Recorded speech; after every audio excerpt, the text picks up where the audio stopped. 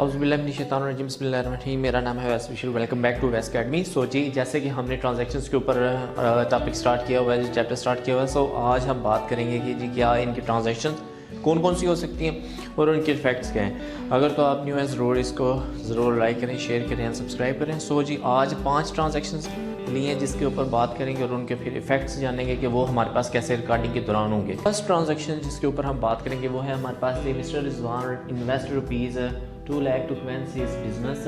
इसका मतलब ये है रिजवान ने क्या किया कि जी 2 लाख का उसने जी पैसे इन्वेस्ट किए किसके लिए जी, एक बिजनेस कारोबार शुरू करने के लिए। He open current account in HPL and deposit 60,000। वो उससे पैसों में से क्या करता है कि एक करंट अकाउंट ओपन करता है किसमें, HPL जो कि बैंक है, अभी बैंक लिमिटेड कह लें, एंड डिपॉजिट और उसमें पैसे 60,000 जमा करवाता है।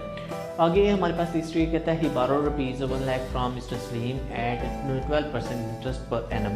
अब इसका मतलब ये है वो मिस्टर सलीम से 1 लाख रुपए उधार यानी कैश की सूरत में उधार लेते हैं और उसके ऊपर 12% इंटरेस्ट जो जिस बंदे से वो ले रहा है, यानी मिस्टर सलीम कहता है कि आपने 12% मुझे पर एनम के लिहाज से देना है, यानी जब भी आप देंगे उसके ऊपर इंटरेस्ट 12% शामिल होगा उस, तो फिर वो मैंने एक्स्ट्रा लेने हैं। यानी इसका मतलब ये 1 लाख तो लेना है, इसके ऊपर हम 12% ये तो वो लाजमी लेगा, ठीक है। उसके बाद 4 पे कहता है जी he purchase furniture worth rupees 40,000 for cash. कहता है जी फिर उसने फर्नीचर खरीदा जी, कैश की 40,000 के फर्नीचर खरीदता है जी, वो उसकी ट्रांजैक्शन हम देखेंगे। फिर आगे 5 पे कहता है ही परचेजेस गुड्स क्या है, सेलेबल गुड्स यानी जो बेचने की घर से ही हमने लानी है।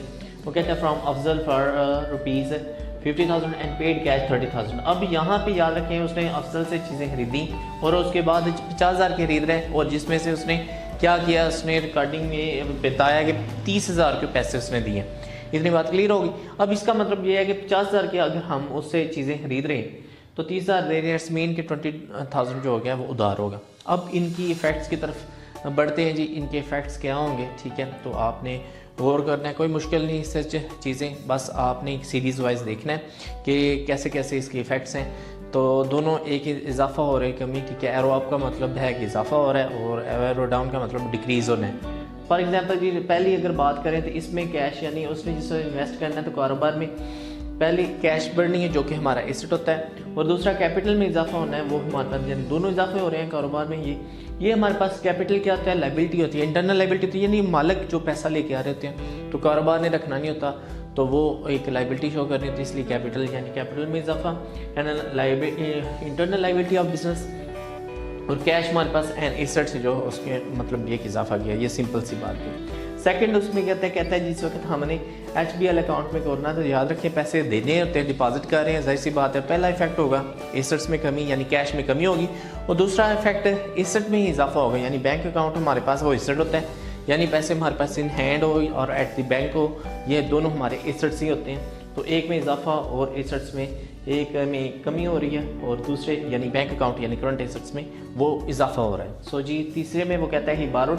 अब उसने उधार लिया 1 लाख मिस्टर सलीम से जी, 12% उसके ऊपर इंटरेस्ट उसने कहा है कि मैं आपसे पूरे साल का इंटरेस्ट इतना चार्ज करूँगा, यानी वो मुनाफा उससे लेगा, यानी जिसे हम ये कह सकते हैं यानी अगर आपने 1 लाख लिया 12% जितना 1 लाख का बनेगा वो उसमें ऐड करके वापस देना होगा, ठीक हो गया। उसके बाद वो कहता है जी अब याद रखिए पैसे मैंने लिए मिस्टर सलीम से, तो इसका मतलब है यानी उसने पैसे लिए तो 1 लाख यानी कैश में इजाफा हुआ यानी एसेट्स, और दूसरा हमारे पास है लाइबिलिटीज़ में इजाफा। लाइबिलिटीज़ में इजाफे का मतलब ये है ये मिस्टर सलीम जो हमारे पास होगा ये क्रेडिटर होगा। क्रेडिटर का क्या मतलब है, क्रेडिटर वो ऐसा बंदा जिससे हमने चीज़ें पे उधार पे ली हैं, चीज़ें ली हैं या कैश, यहाँ पे कैश की बात है तो इसलिए हमने कैश उससे क्या उधार ली, तो ये हमारे पास क्रेडिटर यानी लाइबिलिटी में इजाफा और दूसरा एसेट्स में इजाफा हो रहा है, ठीक हो गया। ये इफेक्ट्स आपको पता चल गए। 4 पे कहता है परचेज फर्नीचर वो 40,000 फॉर कैश।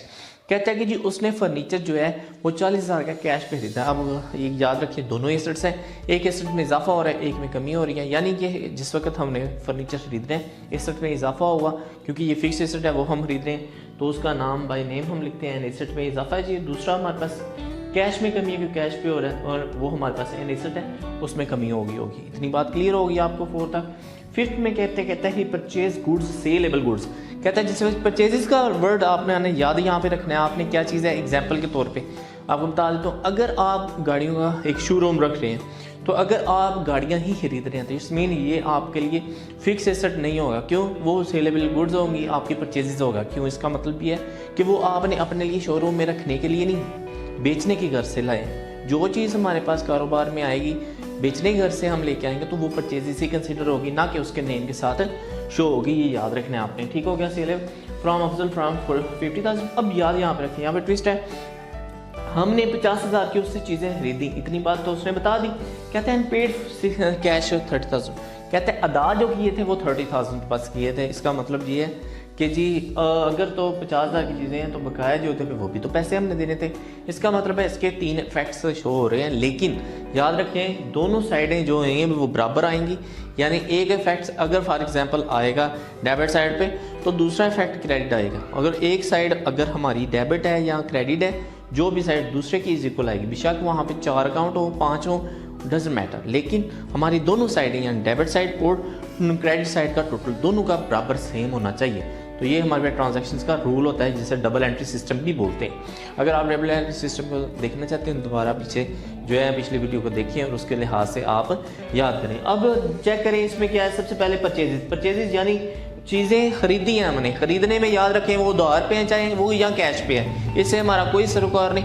हमने वो बस बताना है कि कितने की चीज़ें हम खरीद रहे हैं। यानी उसने बताया जी 50,000 है, 50,000 हमने वहाँ पे एन एक्सपेंस। परचेजेस क्या है? हमारे पास एन एक्सपेंस है। क्यों? क्योंकि खर्चा ये वो चीज़ें होती हैं जिनको हमने फटाफट चेंज करना है, बेचना है, और इसको हम रेवेन्यू यानी आमदनी में चेंज कर सकते हैं एन एक्सपेंस। ठीक है, वो करते हैं जाके हमारी रेवेन्यू। हम सेलेबल चीज़ें खरीदेंगे तो इट्स मीन कि हम बेच के मुनाफा हासिल कर सकेंगे। 50,000 किधर आएगी? 2 इफेक्ट्स अब होंगे। एक तो पहली बात है एसेट्स में कमी होगी, कैश में कमी हो रही है, ठीक है, एसेट। दूसरा इफेक्ट हमारे पास होगा क्या? वो इजाफा होगा, यानी जो हमारे पास है बकाया रकम यानी 20,000 वो हमारे पास मिस्टर अफजाल एक क्रेडिटर जो हमारे जिसने हम मतलब हमने जिससे उधार पे चीज़ें खरीदी हैं तो वो हमारे पास क्रेडिटर यानी लाइबिलिटी होगी। और मिस्टर अफजल जो है एक क्रेडिटर, लाइबिलिटी, इसमें इजाफा होगा। सो जी ये आज का टॉपिक था जी। फर्स्ट ऑफ ऑल आप लोग ने ये याद रखना है कि इसको और करना है ट्रांजैक्शंस को एक सीरीज़ में, ताकि कोई मुश्किल ना बने। आराम आराम से थोड़ा थोड़ा स्टेप बाय स्टेप आप चीज़ें सीखें ताकि ये कि आपको कोई परेशानी ना हो सके। तो इसको अगर आप कहीं भी परेशानी बने, कहीं भी प्रॉब्लम बने तो ज़रूर पूछिएगा, और कोई परेशानी वाली बात नहीं कमेंट्स में आप ज़रूर बताएं कि कैसे आपको वीडियो लगी और कैसा है इसका टॉपिक लगता है। ठीक है, अपना और अपने प्यारों का ख्याल रखिएगा। अल्लाह हाफ़िज़।